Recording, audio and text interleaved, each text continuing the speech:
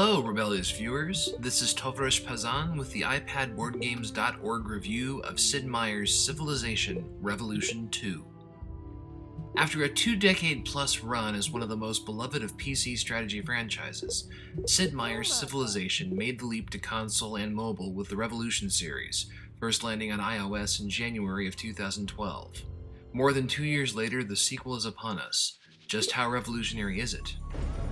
First of all, if you haven't yet read our review of the first entry in this series, go ahead and do so now.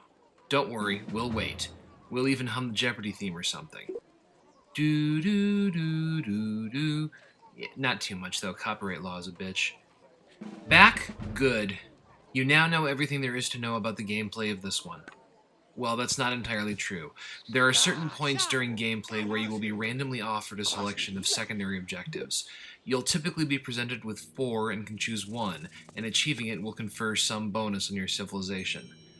Other than that, for a game that has revolution in the title, there's really nothing revolutionary about this one.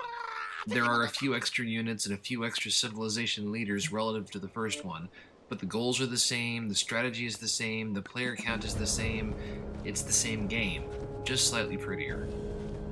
Old enough that it wasn't even a universal app, the first Sid Meier's Civilization Revolution is dated in look and feel in the current arena. This version has been given a fairly impressive 3D makeover, and the map even has a slight curve to it, not unlike the look you'll find in the PC series' current 5th entry. A brief tutorial game is available from the main menu. It gives you only the barest of outlines of the gameplay, but covers all the essentials. There's also a live events mode new to this iteration. Currently, tapping that just calls up a scenario that casts you as the rebels of the American Revolution. In theory, more will be forthcoming as time goes on, but there was nothing definite at press time. The main difference between this version and the previous one is that the high price is all-inclusive, at least in theory.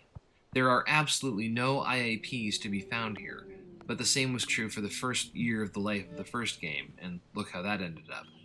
Still, at $15 for the package, this one is cheaper than its fully decked-out predecessor. The bad news: no multiplayer at all. This was something that could be reasonably overlooked in 2012, but we're living in a networked world and we're all networked boys and girls. The omission is glaring here, especially with the lack of any real content improvements to shore up this rather blatant hole. If you're a fan of 4X games in general, Civilization in particular, don't mind a lack of live opponents, and don't yet own the first one, Sid Meier's Civilization Revolution 2 is an easy recommendation.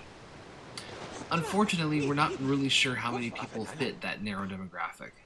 Anyone else is probably better served with waiting to see if the live content feature turns out to be interesting.